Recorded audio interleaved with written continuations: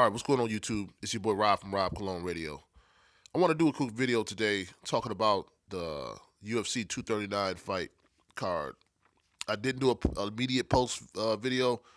My emotions were just too wrapped up in it, man. I was very disappointed with a lot of things that happened on the card. But most of my predictions were right, except the one that I'm not even gonna lie to you that I really cared about.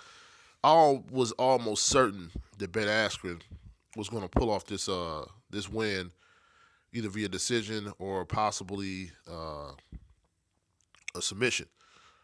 I think that Ben is so truthful when he trash talks. I think he gave Jorge a lot of information, and I think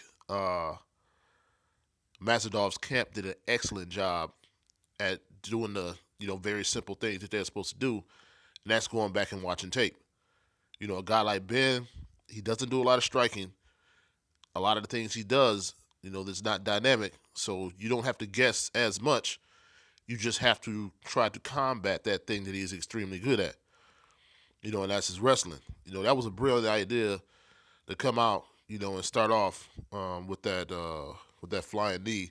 I don't think Masvidal, like he said, I don't think he planned to do it initially, but I think he seen Ben coming in so aggressive, which Ben usually does anyway, and he felt, you know what, if I rush this dude, he's gonna think I'm trying to come, with a crazy, wild punch, which I don't know why Ben thought that Masvidal would do that. He's never came out and did anything too crazy right away. But Ben should have set that takedown up with something else like body kick. You're not scared of that dude taking you down. Body kick, something like that. I think it's going to be where Ben goes back to the drawing board and maybe works a little more on his striking, because a striker would have been aware of that, but Ben is operating totally on the grappler's mindset. With a guy like Masvidal, man, the dude is quick and he's very good at reading what's going on. That's why he's able to knock out Darren Till. It's kind of crazy when you look at MMA and how much things change. Apparently, Ben Askren and Masvidal, crossed paths a while back, and Ben outclassed him. And I think, Ben was still in that mind state, man. But this is a totally different animal now, man. This dude is focused. I believe a lot of the focus now over in his camp is on him over in American Top Team, because there's not a lot of other welterweights that are actually competing at the level he's competing at, other than Kobe Covington, and Covington is pretty much just lobbying for a title shot. But yeah, I have to give props to Masvidal and especially his camp and his team, man, for giving him good advice and him being smart enough, having a high enough fight IQ to be able to pick up on what Ben was doing and say, you know what, I'm going to apply this in this situation right here. And as you can see, it paid off, tenfold for him. Ben just made a very big mistake, man, and Masvidal was able to capitalize off that mistake. Now I want to talk about the other aspect of the knockout when everybody is like making a real big deal out of, which it is, a big deal to a certain extent, is him being knocked out in 5 seconds. Let me school you on something right here.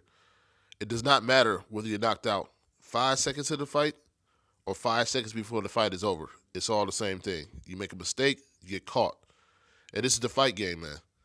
This stuff is brutal. And Ben finally did come out, and had an actual, sentence or actual quote, not just a one-liner, about what he felt about the fight. It seemed like Ben is looking at it like I would look at it for myself. Like, you know what? The biggest uprisings come from the biggest falls. He's going to get ragged online for, probably the next 3 or 4 months, but he probably will just stay offline for the most part. But yeah, 5 seconds. 5 seconds, into the fight, or 5 seconds right before the fight's going to end. It's all the same thing. It's all the same thing. It's good for Masvidal because he has something he can go on the record books by if if he's never able to get that belt. It's good for him. But in all reality, it means nothing. This is the fight game. Ben is a very smart dude. I'm pretty sure he'll go back to the drawing board. The only disadvantage here is the fact that, he's coming from another promotion. He's in the UFC now.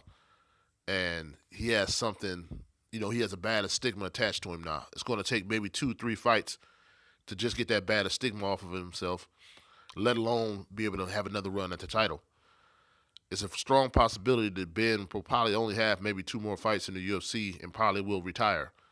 He probably needs to get him a big name under his belt, but that's a catch-22 in itself because everybody, saw what happened with you and Masvidal, and they're gonna try to do the same thing.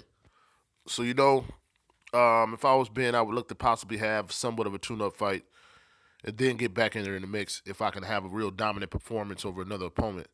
Because as we know, Dana White's mind state now is you need to sell. Not only do you need to sell, but you need to perform in these situations. Ben does have one big advantage for himself though, and that is he's a very likable guy for the most part.